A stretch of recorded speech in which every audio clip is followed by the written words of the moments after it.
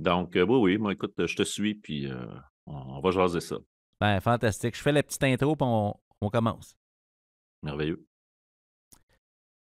Bienvenue à Tout le monde est un leader, un podcast pour ceux et celles qui transforment l'éducation à leur façon. Et aujourd'hui, mesdames et messieurs, ben, j'ai le bonheur et le privilège d'accueillir Marc Proulx, un pédagogue de cœur. Comment ça va, Marc? Ça va très bien, Marius. Très content de jaser avec toi aujourd'hui. Ben, moi aussi, écoute, on a trouvé un trou dans notre horaire où on était disponibles les deux en même temps. Oui, que c'est Euh, pas toujours facile, mais on y est arrivé, hey, effectivement. écoute, faire du temps pour parler pédagogie, pense-y. Oui, puis, mais moi, je trouve que c'est un privilège. Puis, je t'entendais avec Frédéric, justement, je te disais ça tantôt avant qu'on commence. Je t'entendais parler avec Frédéric Jean, puis j'écoutais la démarche de Frédéric quand il a décidé de démarrer de son côté son podcast. La même chose pour toi. Puis, moi, c'est la même chose de mon côté. Quand j'ai voulu faire ça, je me suis dit, les moments que je préfère souvent dans des journées pédagogiques, dans des formations, c'est quand on se met à placoter pédagogie. Tu sais, quand on se met à... On est plein de gens qui sont intéressés par l'apprentissage, on est plein de gens qui sont intéressés par trouver des façons de faire apprendre nos élèves, puis on veut réfléchir, puis on ne prend pas souvent ce temps-là. On est très occupé à régler plein d'autres trucs, mais prendre le temps de juste réfléchir ensemble puis de partager des affaires, je trouve que c'est précieux. Il faut en trouver du temps pour faire ça parce que Oui, ça nous nourrit beaucoup. oui, absolument. Moi, j'ai eu un collègue, je te dirais, il y a une dizaine d'années. Puis lui, sa stratégie intentionnelle, c'était pendant les formations ou les événements, c'était d'aller Oui. voir le plus de gens possible. Puis lui, il leur posait une question, il dit, montre-moi quelque chose. Oh, wow! Partage-moi quelque chose que tu sais que tu dis, si tu avais la chance de... Puis lui, il collectait des bijoux de même. C'était ça, Ah, sa stratégie informelle de... c'est une bonne stratégie. Ouais, C'est une bonne stratégie. Ça, ouais, ça me fait penser à une c'est des brillant. affaires que je donne dans ma formation principale, là, dans l'atelier 1 de la pédagogie du cœur, là. C'est orienté complètement dans l'autre sens, mais c'est une question. Puis j'avais volé ça dans une autre formation. À un moment donné, j'avais entendu parler de ça il y a peut-être 15-20 ans. Puis j'ai récupéré ça. Une question à poser aux élèves une fois de temps en temps, juste pour démontrer qu'on est intéressé à eux autres. Puis c'est super facile à retenir, là. C'est «Puis?» avec Ouais. un point Puis, d'interrogation, là. «Puis?» Tu sais, tu as entendu tes élèves, à la fin de la semaine, là, le vendredi, ils sont en train de jaser dans la classe, puis là, il y en a un qui parle à son chum, puis il dit: «En fin de semaine, mon père m'amène, voir le football à Montréal, hey, j'ai assez hâte, ça va être le fun». Puis là, ils partent, puis tu les salues, puis ils s'en vont. Ils rentrent dans la classe le lundi, puis tu dis: «Puis, comment c'était la game?» Là, il fait: «Hein? Attends un peu, là, lui, il s'intéresse à moi pour vrai, là. Il ouais. sait que je suis allé voir une game». Donc, tu sais, je trouve ça intéressant, là, l'idée là, de poser une question. «Montre-moi quelque chose, dis-moi quelque chose que tu sais, là». Ça Mhm. s'arrête là. Là, c'est à ton tour, là. Jase-moi ça un peu, là. Ah oui, absolument, absolument. On est là, on est conscient, on écoute, puis on s'intéresse à l'autre. Absolument. Nous autres, on s'est rencontrés à l'AQPF l'année passée, à peu près en novembre, puis Oui, on a eu des atomes crochus. On s'est dit, hey, ah, j'aime ça, ce qu'il dit, ce gars-là, tu sais. j'ai eu exactement le même feeling, Marius. J'ai parlé de toi à plusieurs occasions depuis, puis j'ai suivi ce que tu fais. Je regarde tes publications, j'écoute ton podcast de temps en temps, puis non, non, il y a vraiment, effectivement, il y a quelque chose qui a cliqué pour moi. Ça m'a rejoint beaucoup, le discours que tu as, l'idée, je trouve ça bien intéressant, le principe de distribuer le leadership, Ouais. oui, tu sais, c'est super d'avoir du leadership, puis ça en prend des leaders, là. C'est essentiel d'avoir des gens qui montrent le chemin, puis qui vont nous indiquer, qui vont amener de la drive dans l'équipe. Mais faire la distribution du leadership, puis responsabiliser tout le monde, j'aime beaucoup ça, cette idée-là. Je trouve que c'est un bon flash. Tout le monde est un leader. J'aime beaucoup ça. Ben merci, je l'apprécie grandement. Puis tu sais, je me dis au fil de mes lectures, puis au fil de mes conversations pédagogiques, puis mes essais-erreurs moi-même en tant que leader, tu sais, Oui, oui. euh, tu te rends compte que l'objectif ultime du leader, c'est pas d'avoir des suiveurs, tu sais. C'est que tu veux, à un moment donné, t'enlever du Ben chemin. non. Tu veux t'enlever du chemin. Le but de ta présence, c'est d'être capable de te retirer, à un moment donné, puis pas prendre ta retraite, mais dans le sens de donner de la place aux autres. Un peu le... Puis c'est à votre tour, tu sais. C'est un peu ça, Oui, oui, le oui. mandat. Fait que, Oui, puis ouais. puis un peu comme, ce que tu disais là, dans ton plus récent épisode là, en toute intimité où tu parles où tu fais la comparaison avec une équipe de hockey, là, tu utilises Ouais, la ouais. métaphore de l'équipe de hockey, là. Oui, tu sais, le coach, c'est super, le coach, là. Mais le coach, il ne va pas jouer à la game, là. Non, Le coach, à la fin quand la game commence, là, il est pogné l'autre bord de la bande. Il ne peut pas embarquer sur la glace, lui. non. Fait que s'il n'a pas mis le monde en action, il ne se passera rien. La rondelle va tomber, puis on va attendre, là. Mhm. Donc, ouais, j'aimais ça aussi. Moi, j'aime beaucoup faire des métaphores sportives. J'utilise beaucoup ça avec mes élèves parce qu'on a souvent des élèves qui sont des sportifs. Ouais. Puis quand on leur parle quand on veut leur donner des exemples pour se mettre en marche, se mettre en Ouais. action, puis s'engager dans la tâche, je trouve que la métaphore sportive, ça fait souvent un job, là. Mais c'est que ça donne un sens, tu sais. À un moment donné, tu dis, ouais, c'est évident. Ouais, OK, Oui, ouais. oui, ça nous Ouais, saute aux yeux. vu de même, ouais. OK, monsieur. Tout à fait. Oui, oui, oui. Fait que là, il y a des gens peut-être qui disent, hey, Marc Proulx, OK, c'est intéressant, bon petit début de discussion. Veux-tu nous donner un petit tour d'horizon, là? C'est qui ce monsieur-là? Parce que moi, la première chose qui m'a marqué, à part du propos, c'est que je me suis dit, hey, ce gars-là, il a une voix de radio. Oui. C'est une chose qu'on me dit souvent. Tu vois, c'est drôle, hein. Hier, c'était les rencontres de parents dans mon école. OK. On a remis le bulletin la semaine dernière, puis hier, c'était la rencontre des parents. Donc, puis hier soir, il y a une maman qui entre avec sa fille pour jaser avec moi, puis je les accueille, puis je les assois dans le local, puis on commence à placoter. Puis là, à un moment donné, elle s'arrête, mais elle dit: «Ça n'a pas de bon sens, la voix qu'il a ton prof!» Euh, Oui, je suis né avec ça. En tout cas, ça s'est transformé de même à l'adolescence, là, quand j'ai mué. ouais. Puis, ben oui, j'ai fait de la radio un petit peu, jamais de façon professionnelle. Quoique j'ai fait un petit peu d'animation, pour, des trucs qui se retrouvaient à la radio ou à la télévision, là, pour des salons du livre. Mais si je te fais une histoire courte de c'est qui Marc Proulx, là, Ouais. ça fait 30 ans que je suis dans le monde de l'éducation. Je suis tombé là-dedans un peu par hasard. C'est vraiment drôle, là. Moi, je me destinais pas spécialement à enseigner OK. et j'ai réalisé après coup, là, une fois dedans depuis un bon bout de temps, que j'étais attiré par ça depuis longtemps, mais que je ne le savais pas. Ah, ouais, hein? Je t'explique, quand je suis entré au cégep, moi, à la fin de mon secondaire, mon raisonnement, ça a été mes 2 cours préférés. Ça a été le cours de biologie en troisième secondaire, puis le cours de chimie en cinquième secondaire. Donc, je vais m'inscrire en sciences pures pour devenir biochimiste. Tu sais, c'était logique, là. Hey. J'ai aimé la bio, puis j'ai aimé la chimie. Il y a une profession qui s'appelle biochimiste. Ça va être parfait pour moi. Ouais. Fait que je suis entré au cégep. Puis là, ça m'a pris 1 an et demi à faire des sciences pures, puis à être pas pire là-dedans, là. Ça allait bien, puis j'avais du fun, puis j'aimais plutôt ça.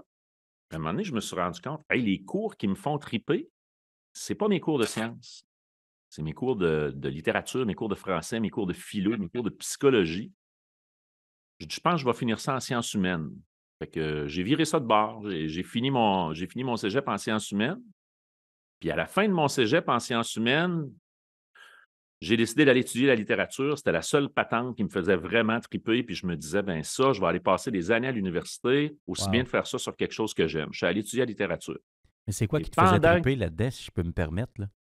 ben, Tu sais, écoute, dans moi, tes cours j'ai, de langue, puis tu sais, tu te Au dis, cégep, j'ai eu des profs, qui m'ont fait découvrir la poésie, qui m'ont fait aimer, les textes fouillés. J'étais déjà quelqu'un qui écrivait des chansons. Je faisais de la musique, j'écrivais des OK. chansons. J'étais déjà intéressé par ça. Fait qu'il y a vraiment quelque chose qui me rejoignait là, dans tout le domaine littéraire. Je lisais déjà beaucoup depuis plusieurs années. Donc, je me suis dit: «Ben oui». Puis Ben en oui. fait, c'est un peu dingue, là, j'ai choisi de faire le programme de littérature française. Tu sais, dans le temps, on n'avait pas internet, là. Donc, il y avait pas de site web pour aller consulter les cours à l'université. Fait que j'étais allé voir, au cégep, l'API, je pense, là, l'équivalent du conseiller en orientation. OK. Puis elle m'avait prêté la brique des cours, là, c'était une emmanchure épaisse de même, avec tous les cours classés par ordre alphabétique qui se donnaient à l'Université Laval. Puis je m'étais dit: «Je vais tourner les pages, puis quand je vais tomber sur un cours que j'ai envie de suivre, je vais regarder le programme». OK. Et je suis tombé sur un cours qui annonçait qu'il allait enseigner la poésie de Paul Éluard. Puis moi, Paul Éluard, j'avais capoté dans un cours au cégep. Donc, je me suis dit: «Ben, je vais aller suivre ce OK. cours-là, Paul OK. Éluard». Donc, ça se donne dans quel programme? Littérature française. C'est réglé, je m'en vais en littérature française. J'ai adoré mon programme en littérature française. Malheureusement, Le cours sur Paul Éluard s'est jamais donné Ben dans non. les 3 ans, je te jure. Ça m'a pas empêché de lire Paul Éluard, mais le cours s'est pas donné pendant que j'étais là. Mais donc, j'ai fait des études en littérature, puis je savais pas ce que j'allais faire avec ça. À la limite, là, tu peux décider de faire une maîtrise, un doctorat, tu peux enseigner au cégep, à l'université, mais je savais pas trop. Et par hasard, je suis passé dans mon ancienne école, puis le bibliothécaire à qui j'allais emprunter du matériel que je savais qu'il y avait quelque part dans le fond d'une armoire, ben, il me dit: «Qu'est-ce que tu fais?» Puis là, j'ai dit ça: «J'étudie en littérature, je commence ma 2e année, là». «Ah, t'aimes-tu ça?» «Oui, oui, c'est le fun au bout». Il dit: «Qu'est-ce que tu vas faire avec ça?» «Aucune idée, je sais pas». Il dit: «As-tu envie d'enseigner?» «Je sais pas». «Ah!» Il dit: «En tout cas», il dit: «Si tu cherches de la job», il dit, «le directeur, il engage des suppléants ces temps-ci. Il dit: «Tu devrais aller porter ton CV». Je suis retourné chez nous, je me suis rasé, je me suis habillé propre, je suis allé porter mon CV au directeur qui était mon ancien directeur. Puis, j'ai donné ça, on a jasé. Hey, il dit: «C'est malheureux», ben, il dit: «C'est pas malheureux», mais il dit: «Il y a plus de job». Il dit: «J'avais besoin des suppléants, j'en ai engagé un hier, c'est Stéphane Prémont». À l'époque, Stéphane Prémont, je ne savais pas c'était qui. Aujourd'hui, c'est mon meilleur chum. Pas vrai, Fait hein? OK, que, OK. oui, oui, Hey, oui, c'est c'est drôle la capoté, vie, là. hein? Il Ouais. a été engagé une journée avant moi OK. et mais il dit: «Je vais garder ton CV, on ne sait jamais». Ben, le lundi matin suivant, il m'appelle, il dit: «Marc», il dit: «J'ai pas besoin de suppléant, mais j'ai besoin d'un surveillant, j'ai pensé à toi. Tu as de l'expérience en camp d'été, théâtre, des bebelles de même». Il dit: «Il me semble que ça serait un bon fit, viens me voir demain». Et je travaille là depuis. Je suis arrivé dans cette école-là, j'ai fait de la suppléance à un moment donné parce que j'étais tout le temps là. Fait qu'ils dès que j'étais pas à l'université, j'étais à l'école. Puis, ils ont dit: «Ben, serais-tu disponible pour aller remplacer? Là, on n'a pas de suppléant». «Oui, oui». Puis là, je me suis ramassé dans les classes. Je me suis dit: «Hey, je suis bien ici, moi, là. J'aime Wow! ça. C'est confortable, là».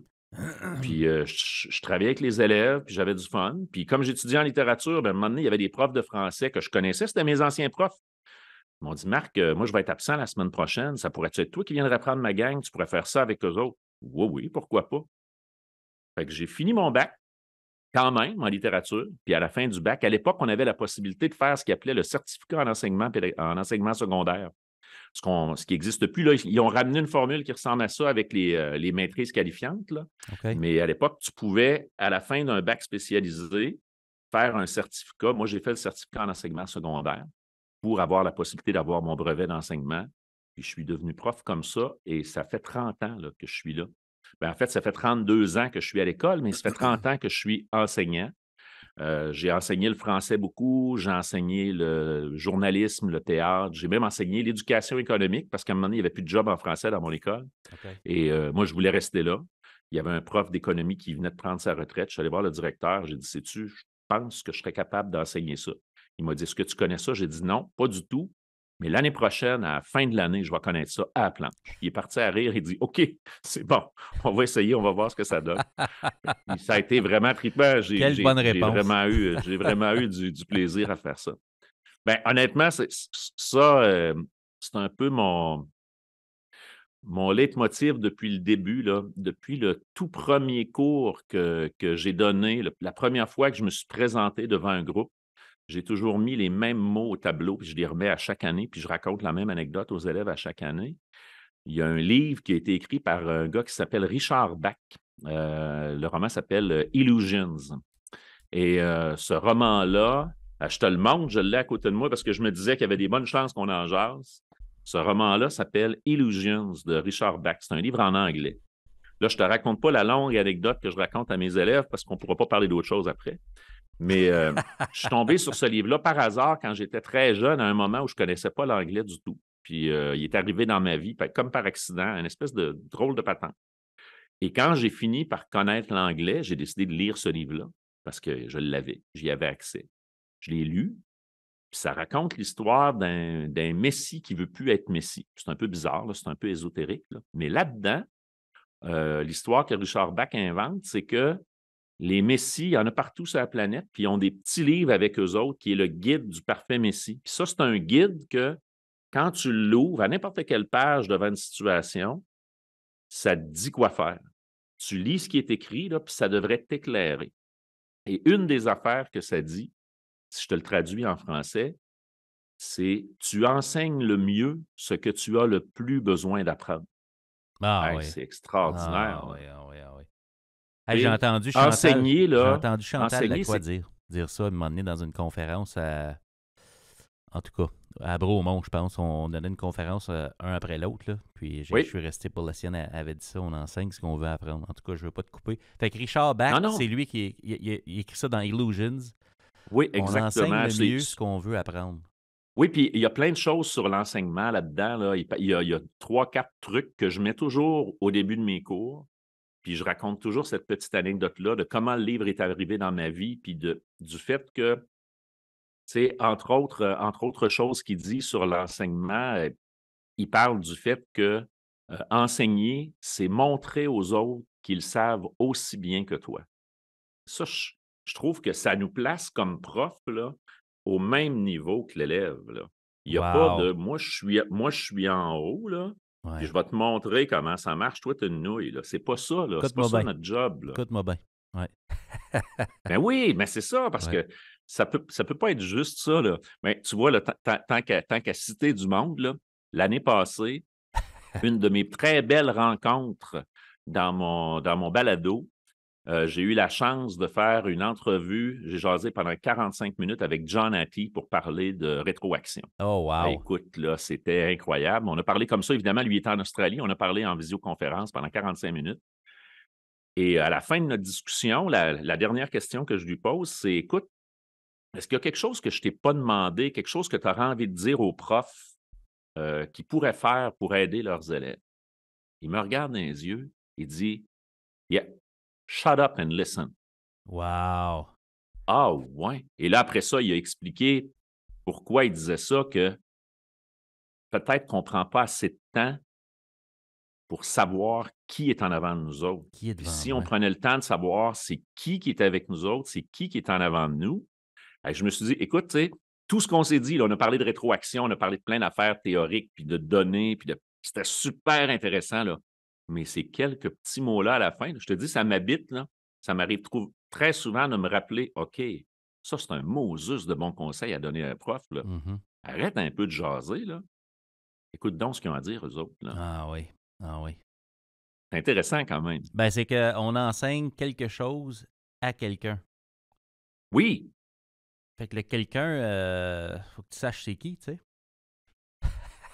ben oui, Puis ce puis quelqu'un-là, comme tu dis, a quelque chose à contribuer à. C'est pas un vase vide à remplir, là. puis ce quelqu'un-là a besoin de savoir aussi un peu t'es qui.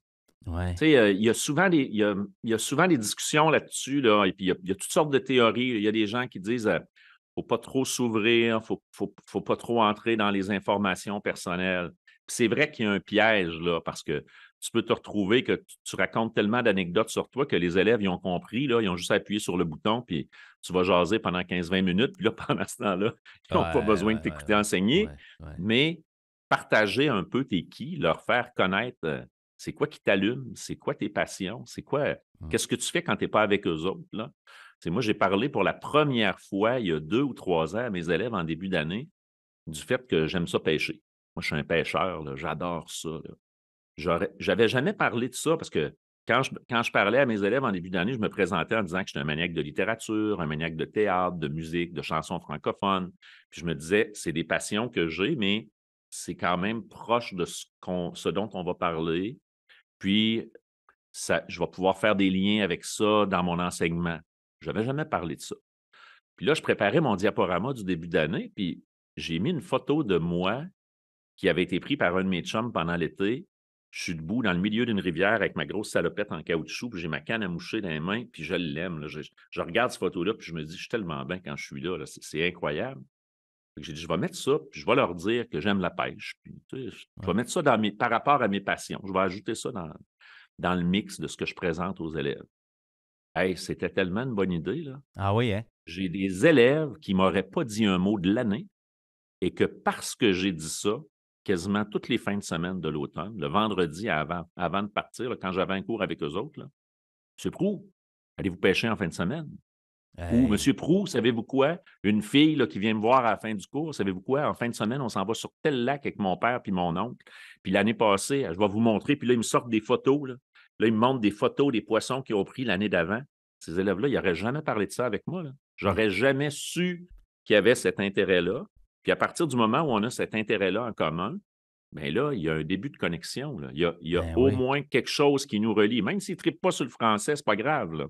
Mais il y a au moins quelque chose qui fait en sorte qu'on peut échanger, là. On peut se transmettre de l'information, là. Extraordinaire. La connexion, hein? Oui, J'ai entendu quelque part, à un moment donné, je pense que c'était dans une conférence, la conférencière disait quelque chose comme quand on raconte notre histoire, entre profs, mettons, quand je oui, raconte un peu mon histoire à mes collègues, ça donne la permission à mes collègues de me raconter la leur. Tu sais. En d'autres mots, parce que je partage la mienne, ça veut dire que je m'intéresse peut-être à toi aussi, puis je suis prêt à aller là. Tu sais. Fait que je fais le parallèle avec ce que tu as vécu avec tes élèves en parlant de Hey, moi j'aime ça, la pêche. Ah ouais, hein, on peut y parler de ça, lui. Ça ouvre la porte à ben moi aussi, oui. tu sais, t'avais ouvert la porte dans le fond. T'étais le Mais puis tu as premier. raison. Ouais. Tu as raison. Puis tu sais, je trouve ça le fun que tu ramènes ça aux collègues parce que tu vois, une autre personne que j'ai eue sur le podcast, sur le balado, c'était ma première invitée, Dany Beaulieu, que tu connais peut-être, là, qui travaille avec Technique les d'impact? techniques d'impact. Ah ben Ouais. oui, ben oui, ben oui.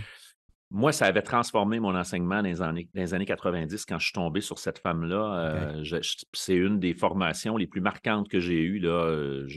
Écoute, ça fait longtemps, là. On parle Mhm. de 95 peut-être, là, la première fois que je suis allé suivre une formation avec elle. Ça m'avait renversé, puis j'utilise encore beaucoup de ces trucs. Puis j'en parle dans les formations que je donne. Je dis aux gens, allez sur son site web, allez suivre. Il y a des formations en ligne. Elle donne moins de formations en présence maintenant. Elle en fait de temps en temps. Elle fait quelques conférences, mais elle en fait moins. Mais quand je l'ai eue sur le balado, elle racontait quelque chose, puis elle disait prendre le temps d'écouter.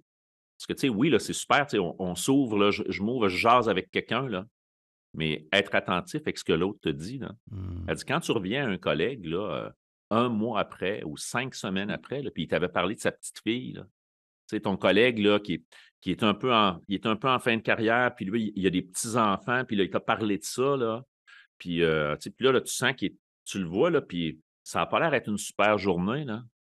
Tu t'en vas faire un tour à côté, tu passes à côté dans la salle des profs, puis tu dis, hey, ça fait longtemps que tu m'as jasé de ta petite fille, comment qu'elle va?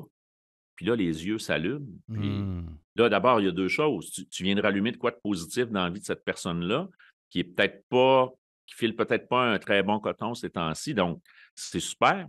Puis en plus, tu viens d'y montrer, écoute, quand tu me jases, moi, j'écoutais, là. Mhm. Je m'en souviens, là. Peut-être que j'ai oublié le prénom, parce que moi, je suis pas bon là-dedans, mais je me souviens que tu m'as parlé de ta petite fille, puis qu'elle fait telle affaire, elle fait telle activité. Puis donc, le «puis» dont on parlait tantôt, c'est, avec tout le monde autour, là, puis c'est dans la vie, là, tu sais, là, on parle, on est des pédagogues, on est du monde qui s'intéresse à l'enseignement, mais dans la vie, s'intéresser au monde, là, ça peut pas faire mal, là, c'est sûr, là. Absolument pas. La qualité de nos vies dépend de notre qualité de relation. Il faut Ah s'intéresser à oui, l'autre. Je veux dire, notre vie prend tout son sens à travers nos relations avec les autres. Tu sais. C'est pas. Ouais, ouais. J'ai le goût de te poser la question, tu sais, après 30, 32 ans, même tu sais, en éducation, puis oui. tu savais pas que tu aimais ça, mais la vie t'a amené là. Qu'est-ce qui a changé le plus dans notre clientèle d'élèves avec ce que tu observes? Parce que moi, Écoute, je me fais souvent dire différents postes, mettons une direction, un CP, un enseignant. Ce que j'entends beaucoup récemment, c'est plus ce que c'était, notre poste, mettons. Les gens qui sont là depuis longtemps remarquent que c'est pas ce que c'était. Je sais pas si c'est oui. nos émotions par rapport à comment on vit notre poste, mais il y a certainement eu des changements. Toi, tu as observé quoi? Qu'est-ce qui est différent chez les élèves? En premier, on commencerait avec cette question-là, mettons. Là. Tu sais, qu'est-ce que tu Écoute, observes? sais-tu ce que j'ai envie de te répondre à ça? C'est Moi, je quoi? trouve qu'ils ont pas changé ben, ben. Non? OK. Moi, je trouve qu'ils ont pas changé ben, ben. Puis c'est drôle, c'est une discussion que j'ai souvent, tu sais, puis c'est drôle parce que ceux que j'entends le plus dire ça, là, je veux pas généraliser, mais souvent, c'est des gens que ça fait, mettons une dizaine d'années qu'ils sont dans l'enseignement, là. Puis je trouve que le recul est pas grand pour dire que ça a changé après 10 ans, là. OK. Mais moi, j'ai le feeling que, ben, nous autres, on vieillit, là. Ouais. Moi, je vieillis à tous les ans, là. Quand j'entre dans la classe, là, je suis toujours 1 an plus vieux que l'année passée. Mais les élèves que j'ai devant moi, là, ils ont le même âge. Wow. C'est sûr qu'il y a des affaires qui ont changé, là. Probablement qu'une des choses qui a le plus gros impact sur la manière de vivre puis la manière d'être de nos élèves, c'est la place que prennent les réseaux sociaux dans leur vie. Ouais. La présence du téléphone cellulaire qui les prive, je trouve, de beaucoup de relations de qualité avec le monde autour d'eux autres. Puis encore là, je pense qu'il faut accepter de voir que c'est une autre façon de faire les choses. Je me souviens tout le temps, je reviens à ta question après, là, mais je me rappelle d'une anecdote. Là, tu sais, moi, je disais à ma fille à un moment donné, voyons donc, il me semble que tu ne vois pas tes chums. Ouais. Il me semble que tu sais, il me semble que moi, je me rappelle quand j'avais ton âge, là, le jeudi soir, là, on était déjà en train de préparer qu'est-ce qu'on va faire en fin de semaine. Puis même souvent, la semaine, on s'organisait pour se voir, tu sais, puis je dis, il me semble que tu n'es comme pas en contact avec tes amis. Elle dit, voyons, papa, elle dit, j'ai passé la soirée à jaser avec ma chum. Puis elle dit, je l'ai vu, là. Elle dit, on était comme on est en train de faire là. Elle dit, j'ai passé la soirée à jaser avec. Puis elle dit, on a écouté un épisode de telle affaire ensemble tantôt. Ah, OK. Ah, il y a une connexion qui se fait de façon différente. Ouais. Donc, il y a ça aussi qu'il faut qu'on accepte que, oups, Ouais. c'est pas pareil comme nous autres. Mais moi, je trouve que les jeunes ont pas tellement changé. Je trouve que ils ont les mêmes aspirations que nous autres. Ils veulent être bien, ils veulent avoir des amis, ils veulent faire des activités tripantes. Ils n'ont pas trop envie d'être assis dans ma classe puis de suivre un cours de français où je vais leur apprendre la règle du participe passé Ça, c'est employé avec palpitant, ça, avoir. Marc. Bien, c'est ça. Mais, mais je pense qu'ils n'ont pas tant changé. Remarque que je sais que dans certains milieux, j'ai des chums qui ont le même âge que moi puis qui travaillent dans d'autres milieux que le mien. Puis je me promène aussi, je vais donner des formations, puis je vais rencontrer du monde dans d'autres écoles un peu partout. Je sens quand même que dans certains milieux, ce qui semble être un peu inquiétant présentement, c'est une espèce de violence, une espèce de climat, là, de tension. Tu sais, quand tu entends dire par des profs qu'ils sont un peu inquiets de rentrer travailler parce qu'ils ont l'impression qu'il y a des gangs de rue qui sont en train de s'installer dans leur école, là, ça, j'avoue là, que ce morceau-là est peut-être inquiétant. Mais est-ce que si on allait fouiller honnêtement, là, il y a 25-30 ans, puis qu'on allait regarder là, attentivement là, dans certains milieux, est-ce qu'il n'y avait pas un peu l'équivalent de ces gangs de rue-là, puis des petits criminels un peu cheap qui s'installaient dans certaines écoles, mais qu'on entendait moins parler parce qu'on était moins réseautés entre nous autres? Je ne le sais pas. Mais moi, j'ai quand même... Mon feeling global pour répondre à ta question, c'est que les jeunes qui sont en avant de moi, la situation autour d'eux autres a beaucoup changé, mais eux autres, ils n'ont pas tant changé que ça. Eux autres, ce qu'ils veulent, c'est avoir du fun, c'est avoir un avenir. C'est peut-être ça qui a changé beaucoup, là. Ça doit pas être facile d'être un jeune aujourd'hui puis regarder en avant puis se projeter dans l'avenir, là. Je ne veux pas qu'on parte sur une question philosophique hautement écologique, là, mais il reste que tu regardes l'état de notre planète puis tu regardes les affaires avancées puis les décisions que prennent nos gouvernements. Puis si tu es un petit peu allumé, là, ça se peut que tu sois un peu inquiet puis que tu te Ouais. dises, est-ce que ça vaut vraiment la peine que je consacre les 5-10 prochaines années de ma vie à me former pour une job que peut-être que je vais avoir le temps de faire pendant 4-5 ans, là? Tu sais, Ah, il y a beaucoup ça d'incertitudes. ben oui, Il y a beaucoup ça, d'in c'est sûr que ça doit leur peser. Ouais. Puis, probablement que ça contribue aussi au sentiment d'anxiété puis à la quantité de jeunes qui vivent avec ces difficultés-là aujourd'hui, là. Il y a probablement ça, oui, qui change, là. Mais Ouais. j'ai l'impression que c'est le contexte autour d'eux autres qui change, que les jeunes, c'est les mêmes jeunes. Moi, je me reconnais encore dans des niaiseries qu'ils font. OK. Moi, ils me rappellent encore les niaiseries que moi, je faisais, les mauvaises décisions qu'on prenait, puis que tu as bien beau te dire aujourd'hui, je vais te le dire, là, ça, là, c'est pas une bonne idée. Ben non, mais il faut que tu fasses ton erreur. Plante-toi comme il faut, puis après ça, ben, tu auras compris, là. Fais la même affaire que nous autres, Ouais. là, mais Je trouve ça ouais, ouais. fabuleux ce que tu dis, tu sais, que tu trouves qu'ils n'ont pas nécessairement changé, puis ça me fait penser, puis là, je sors mon sel, puis j'essaie d'aller trouver une capture d'écran parce que je documente quand je vois des choses passer sur Twitter, puis Ouais. je prends des captures d'écran, puis ça nourrit un peu peut-être un billet de blog que je finirai par écrire à un moment donné, mais je vais essayer de trouver la capture d'écran. Mais la dame, dans son tweet, disait que je veux pas mal formuler ce qu'elle dit, mais c'était quelque chose comme un enseignant peut-être moins expérimenté voit des comportements dans sa classe, Oui, alors qu'un enseignant plus expérimenté, elle, ce qu'elle avait utilisé, c'était novice. Je l'ai.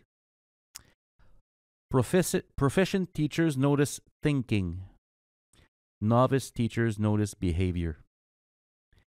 Puis, c'était dans une formation Solution Tree. Là, j'ai vu ça passer dans Twitter. Puis, ça me fait penser, comment on interprète notre réalité. Les pièges dans les moments. Il y a plein de moments ou d'occasions quand on lit notre salle de classe. Des fois, c'est ce qu'on fait. Des fois, c'est ce qu'on fait pas qui fait que ça va rouler dans un cours, tu sais, ou que la connexion va se faire avec des élèves. oui. Je t'entends parler, puis je me dis, là, je te fais le lien avec le tweet. Et je me dis, si toi, tu te dis, ils n'ont pas changé, c'est que je me dis, tu vas au-delà du cadre, puis du sel dans les mains. Tu te dis, moi, je me vois encore dans ces jeunes-là. Tu vois peut-être comment ils réfléchissent, leurs aspirations. Tu vois au-delà du comportement. Puis je me dis, c'est peut-être une des clés en pédagogie, c'est de voir au-delà du comportement, tu sais.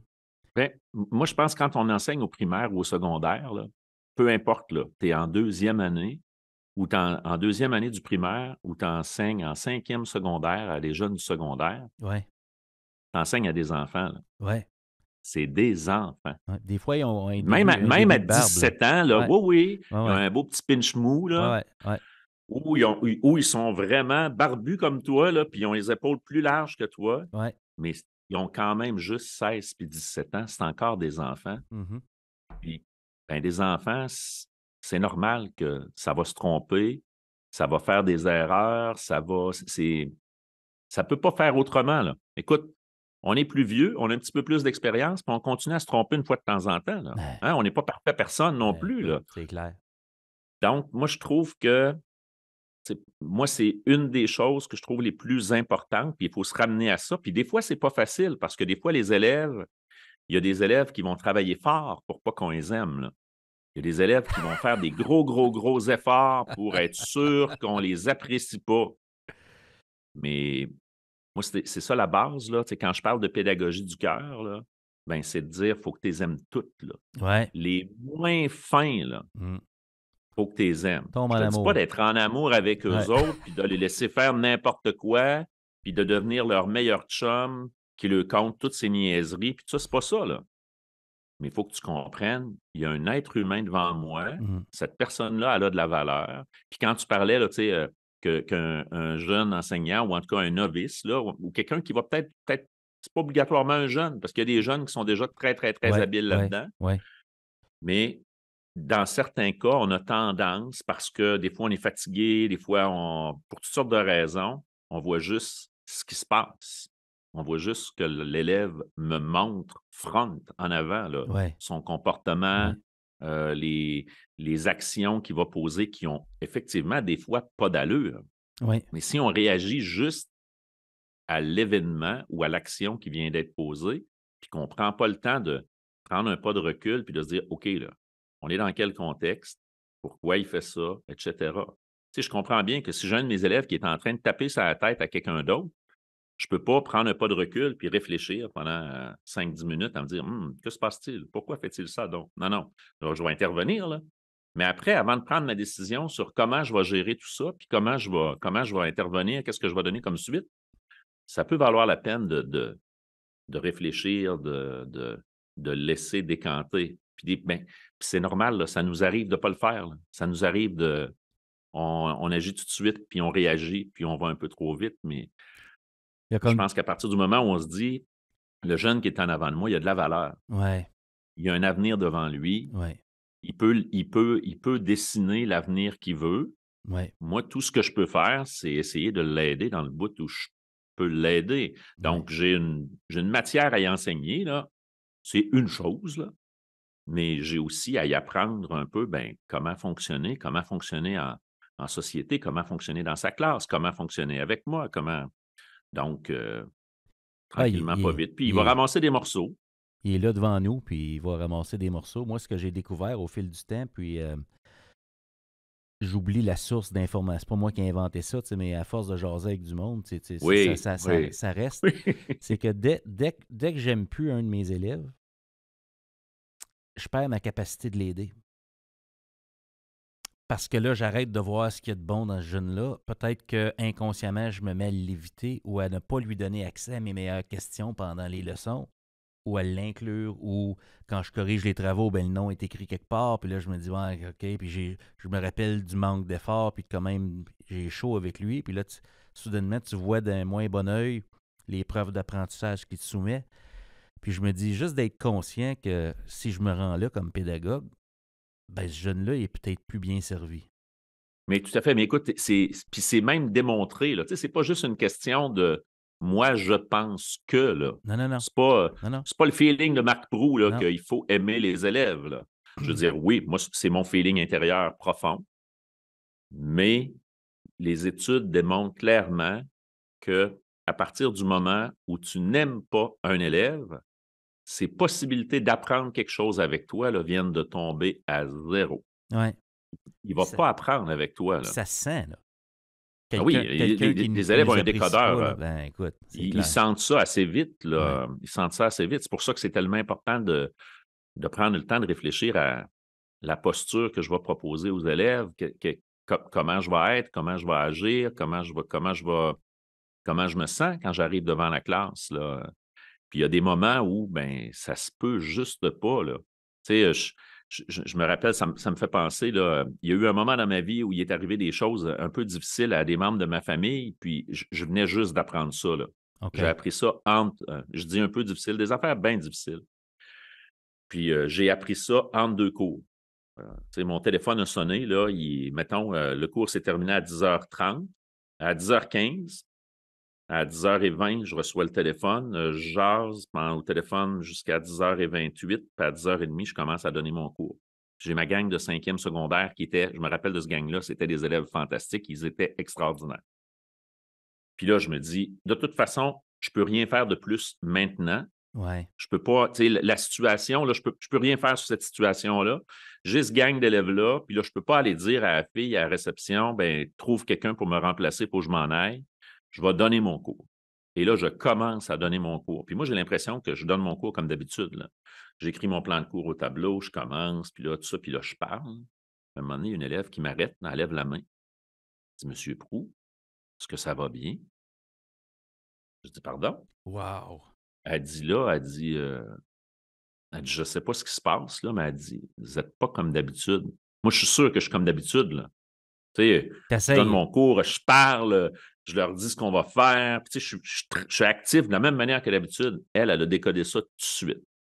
Wow. Ça, c'est le décodeur, il est là, là. Puis là, Écoute. elle a eu la gentillesse de me poser la question, Puis, mais les élèves, ils le savent tout le temps, là. ouais. Oui, oui, puis effectivement, Puis, Monsieur effectivement. Proulx, ouais. Oui, oui, oui, Oh oui. my God. Quelle,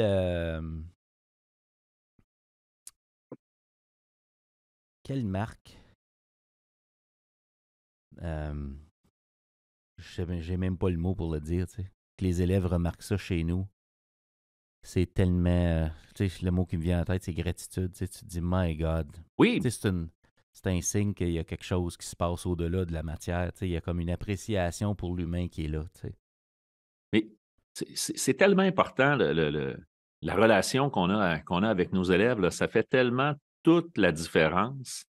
Moi, je suis convaincu que c'est quasiment 80 des apprentissages qu'on fait, de l'impact qu'on a sur les apprentissages des élèves qui se passent là.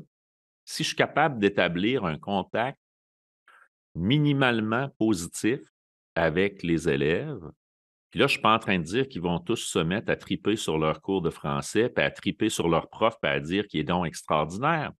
Mais au moins qu'on puisse avoir une relation où ben, ils se sentent en confiance avec moi. Ils sentent que s'ils se trompent, je ne vais pas me moquer d'eux autres. Ils sentent que je vais essayer de leur donner un coup de main quand ils en ont besoin.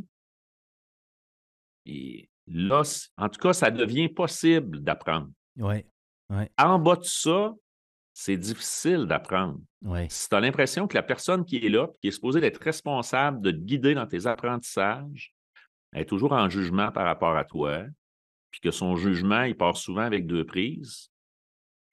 Puis, tu sais, des fois, c'est questionnant, là, tu sais, je te dis ça, là, puis je pense à mes actions là, au quotidien. Là, tu sais, moi, ces temps-ci, je suis en classe là, avec mes élèves. Là. Puis on en a des élèves avec qui c'est plus difficile, puis Ben avec ouais. qui tu te rends compte que, voyons, à chaque fois que j'interviens auprès de cet élève-là, c'est pour y reprocher quelque chose, c'est pour. euh, Ah oui, OK. c'est là, je cherche c'était qui l'invité. Je ne sais pas si tu connais Jennifer Gonzalez qui anime aux États-Unis un podcast qui s'appelle The Cult of Pedagogy. Non. C'est extraordinaire, c'est Wow. incroyable. Là, je pense qu'elle est rendue autour de 280 épisodes. OK. Elle roule depuis plusieurs années. OK. Moi, je suis tombé là-dessus par hasard à un moment donné, un billet, puis ça m'a amené vers quelqu'un d'autre. Puis bon. Puis depuis, ben, une fois de temps en temps, je me tape un 4-5 épisodes en ligne, là, puis là, je prends des notes, puis je me souviens qu'à un moment donné, elle parlait, elle donnait un petit truc que j'ai retenu, là, c'est sûr que je vais le plugger un moment donné dans mon balado, je le plug dans le tien avant. Elle donnait un petit truc que je trouvais bien intéressant. Elle disait, si vous avez un élève avec qui vous avez l'impression d'avoir une mauvaise relation, avec qui c'est difficile d'avoir une relation, je ne me rappelle pas du nom qu'elle donnait à ça en anglais, là, mais c'était quelque chose comme 2 minutes 10 fois, là, une patente de même. Là. Prends 2 minutes pour cet élève-là de façon consécutive pendant une période répétée. Là. Donc, pendant le cours, là, pendant que tes élèves sont au travail ou avant le début du cours, ou etc., là, va juste proche de cet élève-là, jase avec. Pose des questions. À Mmh. quoi il s'intéresse. Mmh. Donne-toi 2 minutes. Puis fais ça de façon répétitive. Tu sais, ça te donne comme une occasion de ne pas être en train. Là, tu sais, ça ne se passe pas, là, c'est pas un échange que tu as, tu es le prof en avant de la classe, puis il y a l'élève dans la classe, puis là, tu interviens parce qu'il ne fait pas ce qui était attendu. C'est juste, tu fais juste échanger. Ça se peut que ça mène pas bien, bien loin. Ça se peut que l'élève ne voudra pas s'ouvrir beaucoup, puis tout ça. Mais en tout cas, l'élève, c'est sûr qu'il va au moins réaliser que là, toi, tu es en train de faire des efforts pour adoucir quelque chose, pour rendre quelque chose plus. Tu sais, il y a une preuve tangible. Puis le fait que ce soit répété comme ça, puis je ne me souviens pas si c'était elle qui disait ça ou une invitée ou elle avait lu ça quelque part. Je vais le retrouver, je suis sûr que j'ai pris ça en note. Mais elle disait que le fait de le faire durer comme ça dans le temps, ça va avoir un impact. Là. Ça va transformer quelque chose. Ben oui, il y a une En tout cas, fréquence. ça a des chances de transformer Ouais. quelque chose. Ouais, Ça, ouais. ça place le lien qui est là, en tout cas, sur une nouvelle trajectoire, c'est sûr. Oui, Ouais. oui, exactement, Ouais. exactement. Tu as nommé 80 tantôt, puis ça me fait penser à une recherche que je présente en leadership. Parfois, ça vient de l'Université de Stanford. Je ne sais pas à quel point ça s'applique en pédagogie en salle de classe, mais il s'est intéressé sur le leadership d'impact. Qu'est-ce qui fait qu'un leader va atteindre son plein potentiel? Puis il avait regardé 2 critères. Est-ce que c'est une question technique, savoir quoi faire, ou est-ce que c'est une question de relation, être capable de bien s'entendre avec les gens? T'sais? Puis la recherche avait révélé que la recette, c'est 87% c'est relationnel, puis 13% technique.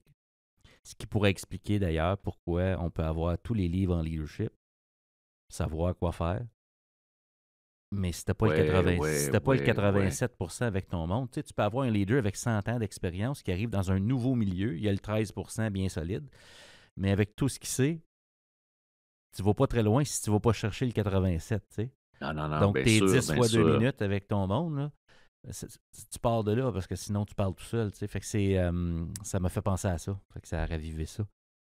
Tout à fait, tout à fait. Alors, je pense que c'est sûr que ça doit être dans la même zone, là. Ben, C'est les mêmes principes qui sont à la base des deux parce que, tu le dis, qu'est-ce que je fais, moi, quand je suis dans ma classe, là? C'est à quoi je sers, là, quand je suis là, là? ouais, Ben, je suis là pour amener les élèves à se mettre au travail, là. ouais, Oui, j'enseigne. Oui, je vais fournir de l'information. Je vais transmettre des affaires que je sais. Je vais leur indiquer des trucs. Mais tant que je n'ai pas amené l'élève à se mettre au travail, là, il peut être tranquille, tranquille, puis rien déranger, mais rien ramasser de ce que je donne pareil parce qu'il n'y a aucune connexion et que lui, il n'a pas décidé de se mettre en action. non, il est venu faire du temps. Là. Donc, Il est venu faire du temps dans ta classe.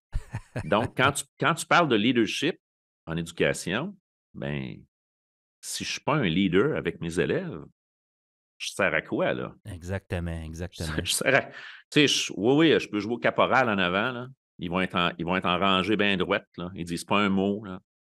Puis il se passe, tu sais, tout est tranquille, là. Puis si la direction passe dans le corridor de ma classe, là, il me voit en contrôle de ma classe, puis tout va bien. Ouais. Mais est-ce que mes élèves apprennent quelque chose? Est-ce que mes élèves progressent? Est-ce qu'ils sont engagés? Est-ce qu'ils comprennent que c'est important de s'engager dans leur apprentissage? Et moi, je te dirais, là, ça, là, c'est la chose sur laquelle je réfléchis le plus ces temps-ci. OK. C'est les questions de motivation. Ouais. Parce que malgré tous les efforts qu'on fait, il en reste toujours des élèves qui sont passifs, qui ne s'engagent pas. Puis là, ces temps-ci, je suis à la recherche de clés, de façons de faire. Puis bon, j'ai lu un bon nombre de trucs, j'ai écouté un bon nombre de podcasts de balado là-dessus.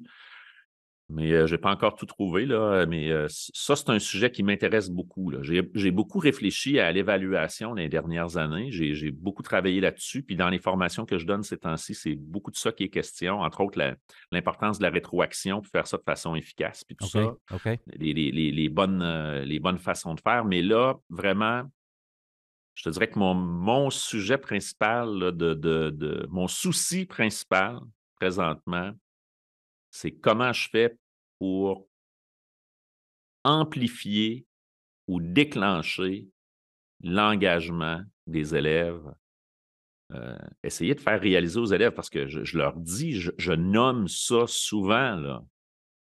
Mon objectif à moi, là, c'est pas la note que tu vas avoir à la fin de l'année, là. Ça m'intéresse pas, là. Ça m'intéresse d'aucune façon, le pourcentage que tu vas avoir, là, puis moi, ce que je veux, c'est que tu aies appris quelque chose. Ouais. Puis pour que tu apprennes quelque chose, il faut que tu sois en action. Il Ouais. faut que tu décides, il faut que tu aies la volonté d'apprendre, puis que tu décides de fournir des efforts pour apprendre quelque chose. Ouais. Donc, comment je fais ça, là? Ouais. C'est où le bouton Ouais, sur pour amener lequel il les faut gens que à j'appuie? décider. Oui, oui, oui, oui, oui. Puis prendre conscience. Puis des fois, c'est même pas juste de prendre conscience. Des fois, prendre conscience, c'est pas assez. Des fois, ils en sont conscients, là. Des fois, les élèves, ils te le nomment, là. Mhm. Je le sais que je travaille pas. Je le sais que faudrait que j'en fasse plus. Mais décider que ça vaut la peine Mhm. de fournir ces efforts-là, de Trouver décider que ça va me servir. trouver des pourquoi qui vont être qui peuvent activer là, cette motivation intrinsèque-là. Là, Oui, tu sais, oui, oui, écoute, oui. si jamais tu trouves les ingrédients, tu m'enverrais un courriel. Parce que Je tu t'en n'es pas le parle. seul qui se pose la question. Non, bien sûr. J'ai consulté ton site web, puis tu sais, on l'a nommé, puis on en parle, puis je sens qu'on est en plein dans la pédagogie du cœur, mais il faut que je te pose la question droit au but. Marc, Oui. c'est quoi la pédagogie du cœur pour toi? Bon, écoute, je te révèle des punchs là, de mon atelier 1 un petit peu, Ah là, ouais, donc? mais bon, les gens qui nous auront écoutés aujourd'hui, puis qui assisteront à l'atelier après, ils reconnaîtront des affaires, puis ils auront des réponses quand je poserai des questions. En fait, je commence par revenir en arrière. Ça, je ne parle pas de ça dans l'atelier, de comment c'est venu, à part, il y a des gens qui me posent des questions des fois, puis on va aller là, mais c'est plus rare, là. Mais moi, comme on l'a dit déjà, là, ça fait un bout de temps que je suis dans ce métier-là. J'ai toujours aimé réfléchir, j'ai toujours aimé jaser de pédagogie, puis tout ça, je le disais tantôt. Puis à un moment donné, je suis devenu, ça faisait 15 ans que j'étais enseignant. Puis à chaque tranche de 5 ans, moi, je me disais, là, quand j'ai commencé, après 1 an ou 2, je me suis dit, hey, c'est du stock, ce job-là, là. Ah ben, Ça t'as prend, une ça job à prend temps du plein. jus, hein? Donc, je me suis dit, je vais faire 5 ans, puis on verra. Après 5 ans, j'ai dit, sais-tu, je suis encore motivé parce que je sentais intrinsèquement que si je commençais à faire cette job-là sur le pilote automatique, il fallait que j'arrête là, parce Ah que ouais. j'allais nuire aux jeunes que Ouais. j'avais en avant de moi. Donc, à chaque 5 ans, je me remettais en question, puis je me disais, c'est encore ça? Est-ce que j'aime assez ça pour continuer? Mhm. Est-ce que je vais être assez motivé pour travailler autant, à développer des bons cours, puis tout ça? Oui, OK, go. J'ai fait ça pendant 15 ans. Puis là, rendu au moment d'arriver à 15 ans, puis de me demander, là, je t'avoue que je me disais, là, est-ce que j'ai fait le tour, là? Est-ce que et Ouais. il est arrivé quelque chose. À l'école où je travaillais, où je travaille encore, il y a un poste qui s'est ouvert de directeur des services pédagogiques. OK. Puis je me suis dit, le directeur général qui était là, c'était M. Édouard Malenfant à l'époque. Puis je me suis dit, travailler à la direction avec ce directeur général-là, ce serait extraordinaire. Je suis sûr que j'apprendrais des affaires. Puis en plus, directeur des services pédagogiques, Je suis un maniaque de pédagogie. Ça va être extraordinaire. Je vais faire de la pédagogie tout le temps. Je vais aimer ça. Hey, ça va être le fun. J'ai appliqué sur la job. J'ai eu la job. Oui, tu vois, je m'en vais. Hein? Alors, je suis devenu directeur de services pédagogiques pour me rendre compte qu'un directeur de services pédagogiques, ça ne fait pas souvent de pédagogie. Ça administre. Hein? Un directeur, c'est un administrateur. Le seul moyen que je trouvais de pouvoir faire de la pédagogie de temps en temps, je faisais des dîners pédagogiques. En fait, je faisais des desserts pédagogiques. J'invitais les profs dans mon bureau. J'avais un grand bureau avec une belle table ronde. Là. Puis là, j'annonçais tel dîner. J'ai 7 places de disponibles à ma table. Je fournis le lunch, je fournis le dessert puis le café. Vous pouvez venir manger votre lunch avec moi avant, puis moi, je vous fournis le dessert, puis on placote de tels sujets, puis arrivez avec vos idées. Tu sais, qu'est-ce que vous pensez de cette affaire-là? Puis on va échanger des trucs. Je me souviens, un des dîners qui avait été même le fun, j'avais parlé du pouvoir pédagogique de la réglisse rouge. C'était ça mon thème que je leur avais envoyé. Tu sais, le fait que, de temps en temps, juste ouvrir un sac de réglisse devant la classe, puis de dire, si tu participes à mon cours, là, évidemment, on est dans la motivation très extrinsèque, là, mais il y a quand même quelque chose qui se passe là, puis ça donne une petite couleur. Oui, voilà. Mais bon, donc, tout ça pour dire que j'ai fait 5 ans comme directeur des services pédagogiques. Moi, je suis toujours dans des cycles de 5 ans. OK. Puis à la 5e année, j'ai dit à mon directeur, écoute, j'aime ça, j'ai appris plein d'affaires à faire cette job-là. Je pense que j'ai été pas pire. Je pense que j'étais un bon directeur. Puis il aurait voulu me garder, donc ça me fait croire que j'étais un bon directeur. Mais je m'ennuyais beaucoup trop de la classe. Là. Je m'ennuyais du contact avec les élèves et je n'avais pas de temps pour faire de la pédagogie du tout. Là. Puis moi, c'est ça que je voulais faire. Donc, je suis redevenu enseignant. Et quand je suis redevenu enseignant, ça m'a dégagé du temps. Là. Tant qu'on n'a pas été directeur, là, on n'a pas idée. Là. Le cerveau de ces gens-là là, est accaparé. Moi, je n'en revenais pas. Là. Tu partais en vacances, tu arrivais à prendre 2-3 semaines de vacances pendant l'été, là, puis tu avais ça dans ta tête là, sans arrêt. Là. Tu te lèves le matin, tu te couches le soir, tu es assis sur le bord d'une piscine, puis tu es en train de réfléchir, qu'est-ce que je pourrais faire avec cette situation-là? Ah oui, puis là, on pourrait penser à telle affaire, puis ça n'arrête jamais, jamais, jamais. Là. Donc, mon cerveau. C'est capoté. Ah oui, c'est complètement fou. Là. Donc, après 5 ans, je me suis dit non, c'est pas pour moi. J'ai aimé ça, mais je vais faire autre chose. Donc, je suis redevenu enseignant.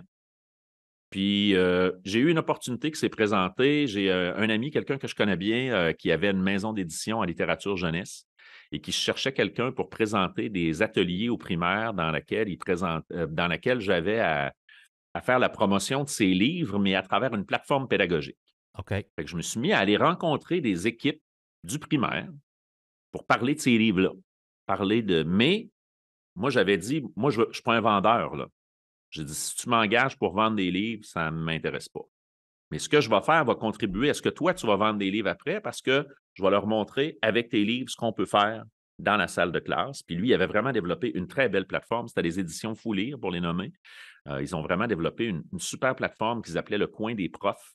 Et les profs s'inscrivaient à ça, c'était gratuit. Ils avaient plein d'outils. Puis j'ai joué un petit peu un rôle de consultant avec lui. Je lui disais, ouais, telle affaire, c'est intéressant, tu pourrais faire ça comme ça. Bon. Et j'ai fait ça pendant quelques années, puis je me suis mis à me promener une fois de temps en temps, aller dans des écoles, à aller à la l'AQEP, aux primaires, Oui. rencontrer les profs, des Oui. fois 150 profs en même temps, puis à animer un atelier, puis à parler. Là, c'est drôle, là, mais là, je parlais de pédagogie devant les profs. Puis je me rendais compte que je ne m'étais pas trompé, j'aimais ça faire ça. J'avais du fun à faire ça. Puis les profs appréciaient ce que je faisais. Puis là, j'avais des gens qui me disaient, à la fin des ateliers, des fois, j'avais des directions qui venaient me voir et me disaient, écoute, as-tu d'autres ateliers? As-tu quelque chose que tu pourrais venir faire dans mon école? Puis là, ben non, moi, je fais ça pour vous lire. Là. Puis là, à un moment donné, j'ai réfléchi à ça, puis je me suis dit, OK, peut-être que je pourrais faire ça. Et ça m'a pris du temps. J'ai vraiment réfléchi beaucoup parce que je n'avais pas envie de juste aller dire, ben voici. Donc, j'ai réfléchi beaucoup à qui je suis, qu'est-ce que moi je peux apporter, qu'est-ce que je peux présenter qui serait pertinent.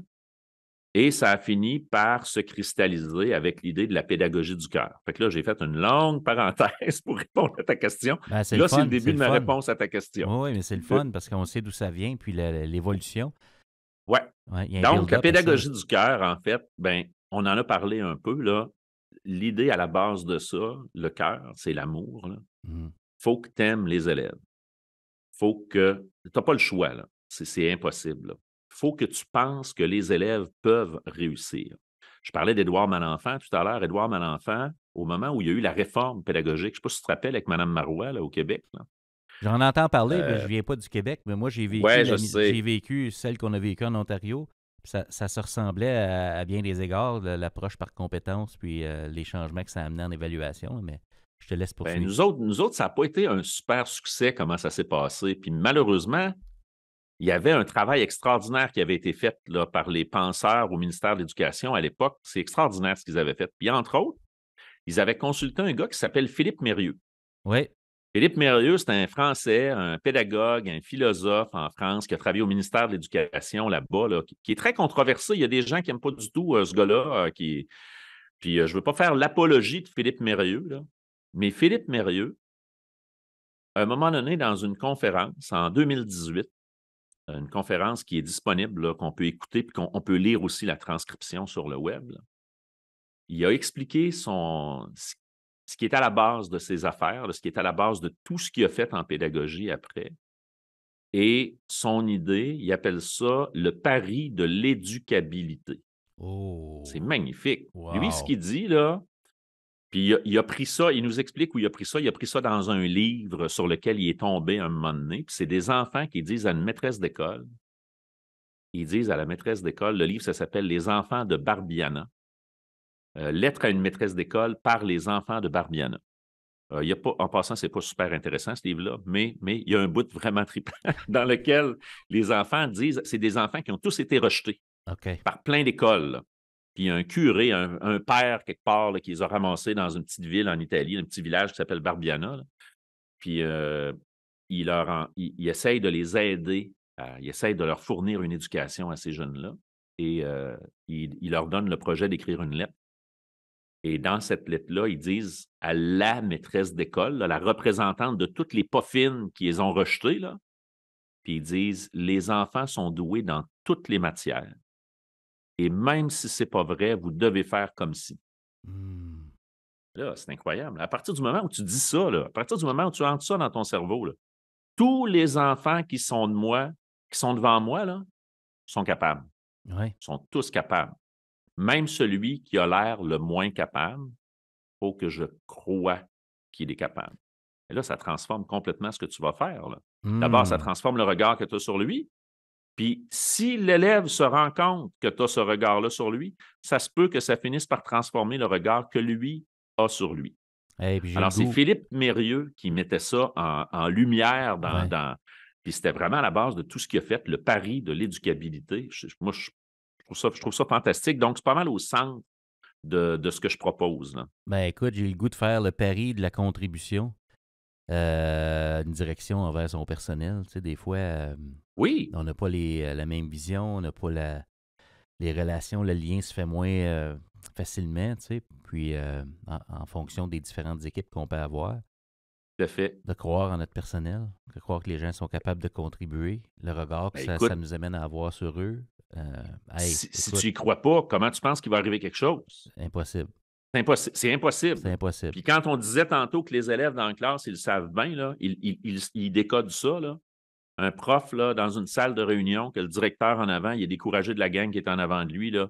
Le prof, il sait là, que le directeur en avant, il ne veut rien savoir. Là. Ouais, ouais. Fait qu'on fait le pari de C'est sûr. l'éducabilité, Oui, qu'on nomme la pédagogie du cœur, c'est comme le fondement. Maintenant, quelles sont des manifestations observables? Moi, je suis dans le cadre de porte, oui, puis moi, je ne sais pas ce qui se passe à l'intérieur de Marc Proulx ou de n'importe qui en éducation qui pourrait avoir fait le pari. Je vois oui. quoi? Bien, la pédagogie du cœur, en fait, là, moi, c'est une posture que je Ouais, propose. OK. Alors, c'est une façon d'être, une façon d'agir, une façon d'intervenir avec les élèves. Puis les fondements, là, il y a 3 choses. Là. Tu sais, d'abord, ma petite recette magique là, que Ouais, je donne, là, ouais, c'est quoi? je dis un peu d'amour, un peu de quick et l'affaire des ketchup. Alors, ça te prend de l'amour, ça te prend. Tu sais, j'ai comme combiné 2 pubs des années Ouais, ouais. 70-80, là. Un peu de Un quick. peu d'amour, un peu de quick, ça c'était une pub, puis l'affaire des ketchup, c'était une autre pub. Mais quand tu mets ça ensemble, je trouve que ça a bien du bon sens. Ça prend de l'amour, ça va prendre de temps en temps un peu de sucré, là, un peu de choses qui vont être différentes, qui vont être faites autrement. Mhm. Et tu mélanges tout ça ensemble, là, ça va fonctionner. L'affaire OK. est ketchup. OK. Puis là, ben, ça, c'est comme mon petit punchline du début, mais après, j'y vais avec l'ABC de la pédagogie du cœur. OK. Et là, ça, c'est vraiment la recette. A, ça prend des attentes précises et réalistes. OK. Il faut que les attentes que je présente à mes élèves, elles soient claires. Il faut que mes élèves sachent où je m'en vais, où je veux les amener. Il faut que je dise, il faut que je nomme ça régulièrement. Qu'est-ce qu'on est en train de faire? Pourquoi on est en train de le faire? Puis qu'est-ce que je pense que tu vas réussir à faire? Moi, c'est où que je veux t'amener, là. Mmh. Il faut que ce soit précis, mais il faut aussi que ce soit réaliste. Oui, je veux bien croire qu'ils sont tous capables, mais c'est sûr que si je leur présente une tâche qui est insurmontable, d'où je les fais partir, ça ne sert à rien. Je suis mieux d'ajuster la tâche puis de me dire, regarde, on s'en va là, là, mais tu vas y arriver. Puis là, quand il va être rendu là, il va avoir envie d'aller plus loin. Ouais. Donc, il faut que les attentes que j'ai soient réalistes. Ça, c'est le A. Le B, c'est la bienveillance. OK. C'est simple comme tout, mais être présent, être disponible, être à l'écoute. Quand je parlais du P tantôt, c'est un peu là-dedans. Et le C, ben, c'est la confiance. Le sentiment de confiance, le sentiment que moi, j'ai confiance dans mes élèves, et les élèves peuvent avoir confiance en moi.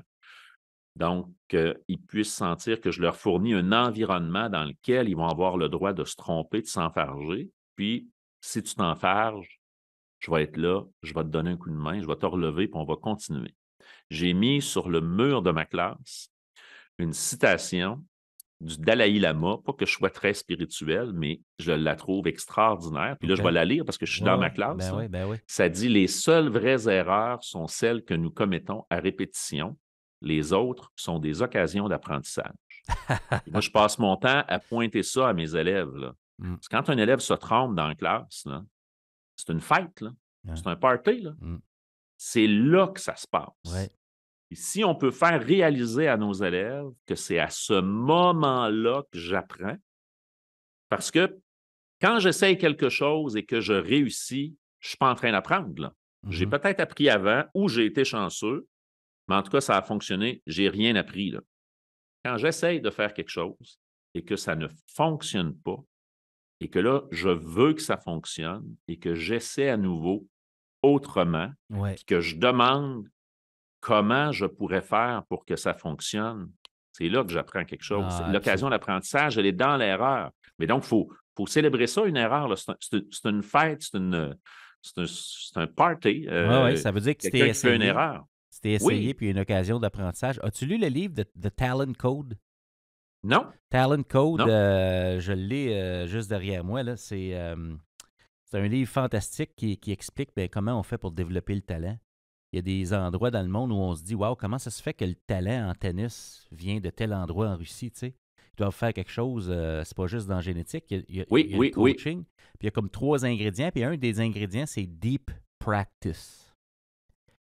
C'est d'aller vraiment en profondeur quand tu fais quelque chose, Oui, essayer de comprendre ce que tu fais, puis quand tu fais une erreur, c'est de la corriger, puis de comprendre comment ça se fait que cette fois-là, ça n'a pas fonctionné, versus quand tu le fais bien, qu'est-ce que tu fais, puis de vraiment aller en profondeur, puis le rôle de la rétroaction là-dedans, puis du coach, l'approche, oui, puis de croire tout à en fait. l'autre, c'est là-dedans, ça m'a amené là. Talent Code, ça te parlerait, c'est fantastique. Je te confirme que je vais mettre la main là-dessus. C'est trois ingrédients. Ben, Euh, tu vois donc, et puis tu sais, pour finir, là, ce que je te disais pour répondre à la oui, question, oui. c'est vraiment ça, là. Attentes précises et réalistes, bienveillance, confiance. Puis, Ça, c'est ben, l'ABC.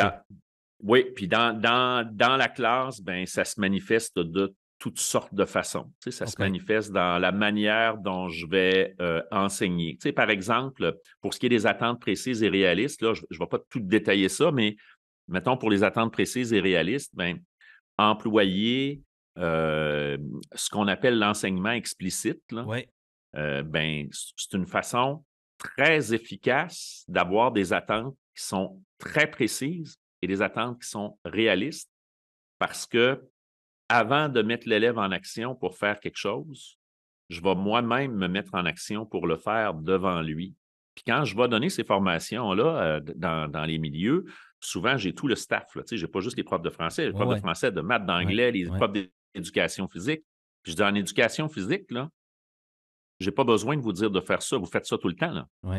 Il n'y a personne qui va enseigner le badminton puis qui va dire à un élève, alors voici une raquette, voici un moineau, maintenant va t'exercer à faire des services. Non. Ouais, c'est impossible. Qu'est-ce qu'on va faire? Je vais prendre le moineau, je vais montrer comment je le tiens, je vais prendre la raquette, je vais montrer comment je la tiens, je vais faire la démonstration du mouvement à quelques reprises. Puis là, après ça, je vais dire, OK, allez-y, essayez-vous. Puis là, pendant qu'ils s'essayent, je vais me promener autour d'eux autres, puis je vais leur dire, hey, fais attention, là, ton moineau est trop haut, tu ne le tiens pas avec les bons doigts, ta raquette, prends-la plutôt comme ça, pars ton mouvement à telle place. Mais c'est la même chose, là. Donc, en enseignement explicite, peu importe ce que j'enseigne, il faut que je commence par montrer comment le faire. Ouais. Puis une fois que je l'ai montré clairement, là, je dis, OK, essaye-toi. Je vais te regarder faire, puis je vais te dire comment ça marche. Là, je suis dans la deuxième étape de l'enseignement explicite. Ouais. Puis après, une fois qu'ils l'ont essayé, puis que là, c'est le moment où je peux donner de la rétroaction, je peux regarder ce qu'ils font, je peux. OK, maintenant, je pense que tu es prêt. Essaye-les. Ouais. Fais-les tout seul. Ouais. Mais ça, c'est très rassurant. Puis il faut prendre le temps de faire ça le plus souvent possible parce que c'est extrêmement payant. Écoute, c'est la première formation que j'ai eue en début de carrière, c'était l'enseignement explicite. Oui, Puis je t'écoute parler de ça parce qu'à un moment donné, tu prends pour acquis des fois que tout le monde sait ça. Parce que, tu sais, tu te dis, après tant d'années en éducation, tu dis, ben, c'est une oui, évidence. Mais moi, je ne peux pas m'imaginer que l'enseignement explicite ne fasse pas partie du coffre à outils de tous les pédagogues. Tu sais, je veux dire, je ne te dis pas que c'est la seule approche qu'il faut utiliser, mais c'est comme le core de l'enseignement. C'est comme, tout à fait d'accord. assieds-toi Je de suis même tout à en fait premier. d'accord. Tu sais, c'est, Mais je peux te confirmer que ça ne fait pas partie du coffre à outils de tous les non, enseignants c'est parce que ça. malheureusement, puis là, je ne veux pas poser de jugement facile. Tu sais, je suis loin de là, puis c'est pas moi qui prends les décisions. Puis c'est quand j'ai des jeunes profs qui arrivent, j'ai des stagiaires à peu près tous les ans, là. Ouais. Puis quand je leur parle de ça, ben, très souvent, ils me disent comment ça que personne ne m'a parlé de ça à l'université? Tu sais? Écoute, Tu dis, mais voyons donc. Mais ouais, oui. Puis il dit ouais, comment ça? Ou ça leur a été nommé, mais ça a été présenté de façon tellement théorique, ouais. dans un cadre tellement large puis un peu encarcané. Mais ramener ça de façon très précise avec des exemples. Regarde, là, cette tâche-là, c'est comme ça qu'on va la faire. Tu Mhm. vas commencer par faire une démonstration, après ça, tu vas faire ça, puis après ça. Puis regarde les étapes, là, puis c'est comme ça qu'on va le faire. Puis, ouais, malheureusement, non, effectivement, là. Puis, moi, quand j'ai entendu parler de ça, c'était quelque chose que j'utilisais sans trop savoir que ça existait, là, déjà. Mais j'ai entendu parler de ça il y a à peu près une douzaine d'années là, dans une formation, tu sais, le terme enseignement explicite. Je n'avais déjà entendu parler avant, mais j'avais lu un peu là-dessus. Puis je me suis inscrit à une formation qui portait là-dessus. J'allais donner une formation dans un séminaire, puis il y avait cette formation-là l'après-midi, fait que tant qu'à être là. Ben oui. La formation était vraiment plate en mort. C'était désolant. OK. La dame qui donnait la formation était mal préparée. C'était une des premières fois qu'elle faisait ça. Tu sais, puis, OK. mais la dame était quand même intéressante. Puis ce qu'elle disait, je trouvais ça intéressant. Ouais, le Quand la contenu. formation était finie, là, Ouais. je suis resté avec. Puis j'ai jasé pendant 15-20 minutes avec pour voir, tu sais, qu'est-ce que vous avez lu là-dessus? Puis là, dans ce 15-20 minutes-là, là, c'était fantastique. La dame était, je pense qu'il y avait beaucoup de nervosité. C'était probablement la première fois qu'elle faisait ça. Là, Mhm. la dame, elle m'a expliqué les affaires. Elle m'a dit, il faut que tu lises ça. Regarde, il y a tel article là, qui résume, il y a telle chose, tout ça. Là, je suis parti avec ça. Je suis allé fouiller. Puis effectivement, Moses, là, faut comprendre les dessous, les ressorts de cette façon de faire-là parce que c'est vraiment très, très, très payant pour nos élèves. Ça fait toute une différence, là. Puis que ce soit, moi, j'utilise ça beaucoup en écriture, en production écrite. Là, je travaille beaucoup de cette façon-là avec les élèves, en morcellant la tâche, puis en leur faisant faire des petits bouts que j'ai modélisés avant, puis après ça, essaye-le. Mais en mathématiques, tu peux faire ça, en sciences, tu peux faire ça avant un laboratoire, avant une démonstration. En univers social, il y a pas de place où ça ne fonctionne pas, là. C'est toujours Écoute, payant, là. ben oui, ben oui. Wow. Hey, j'ai comme l'impression qu'on pourrait jaser quelques heures de même, hein? Je C'est, pense que c'est oui. tellement palpitant. Tu as parlé de nouvelles enseignants qui sortent, là, tu sais, Oui, puis qu'on fait nos débuts.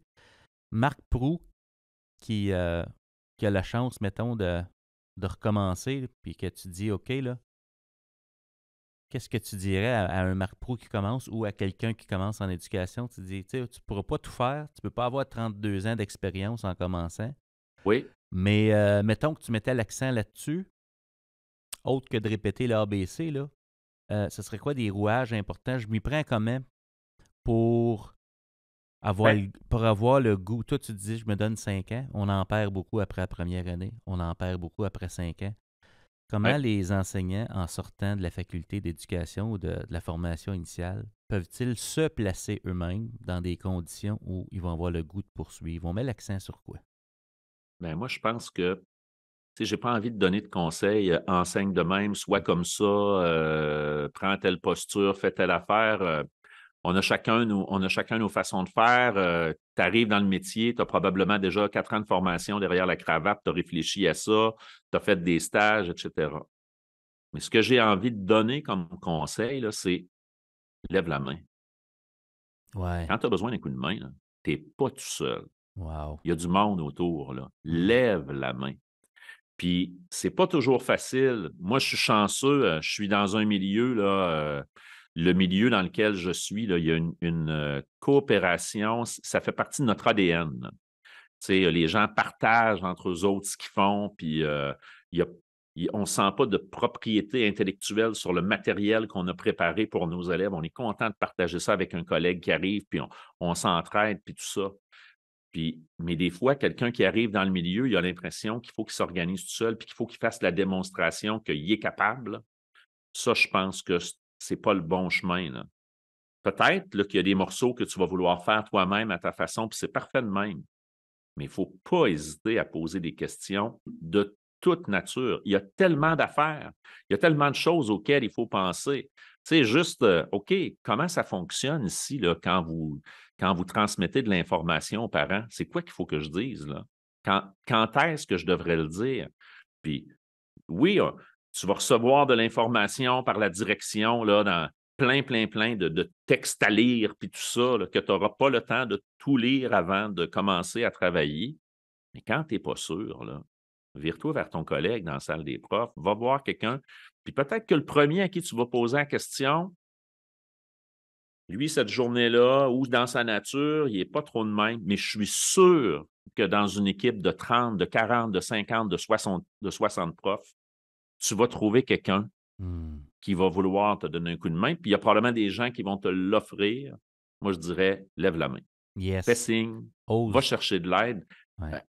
Euh, le pouvoir de l'équipe, puis si on veut les garder, nos jeunes, avec nous autres, là, il faut s'occuper d'eux autres. Il Ben faut oui. les accueillir, il faut être là, il faut aller au-devant des difficultés qu'ils vont rencontrer. Je pense que c'est beaucoup là que se passe la différence.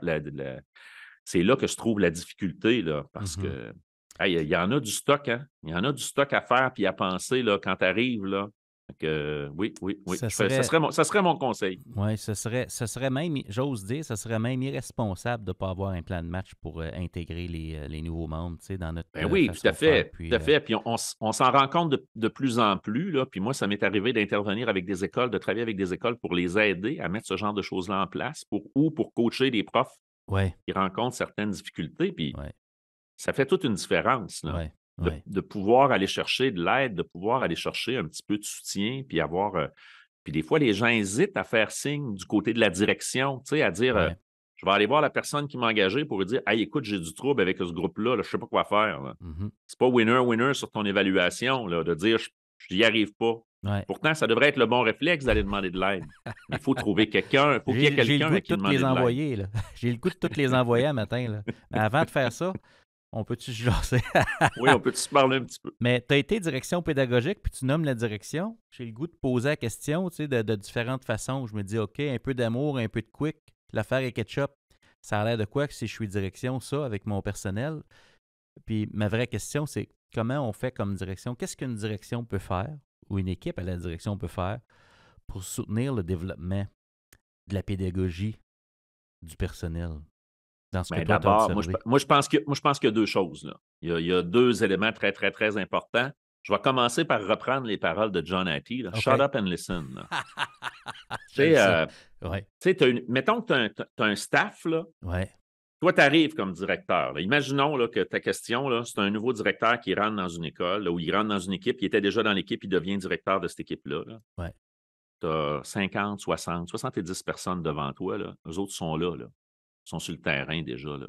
Je suis pas mal certain qu'ils ont des idées, ce monde-là. Puis je suis pas mal certain que parmi les idées qu'il y a, il y en a au moins une couple de bonnes, Wow! minimum. Fait que peut-être qu'il faudrait commencer par. J'ai des frissons, Marc. Ben non, mais tu sais, il faut ouvrir la porte, là. Hmm. Moi, je me souviens, puis c'est ce qui faisait que j'avais pas beaucoup de temps pour travailler. Moi, je disais: «La porte est ouverte dans mon bureau, là. Venez me voir, là».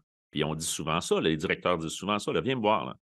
Mais là, une fois que la personne a franchi la porte, là, comment tu l'accueilles?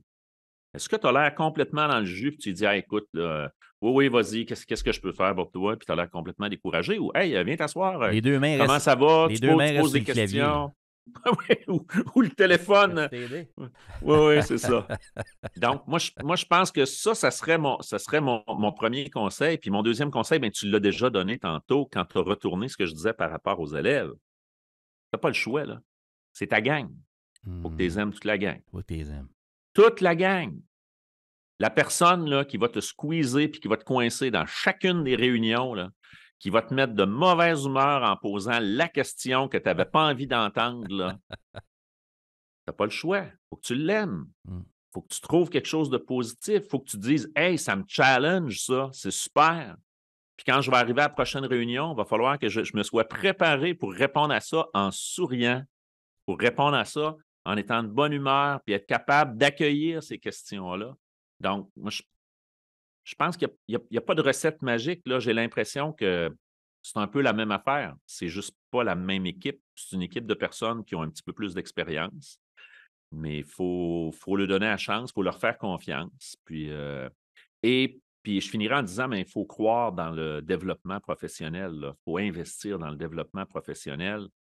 Puis il faut faire attention à comment on investit dans le développement professionnel parce que des fois, c'est comme si on prenait beaucoup de temps où on fait venir des spécialistes de l'extérieur. Moi, toi, quelqu'un d'autre là, qui vient, là, puis qui vient proposer des façons de faire. Mais après, on ne donne pas de temps au monde pour réfléchir à ce qu'ils viennent d'absorber. Là. Ouais.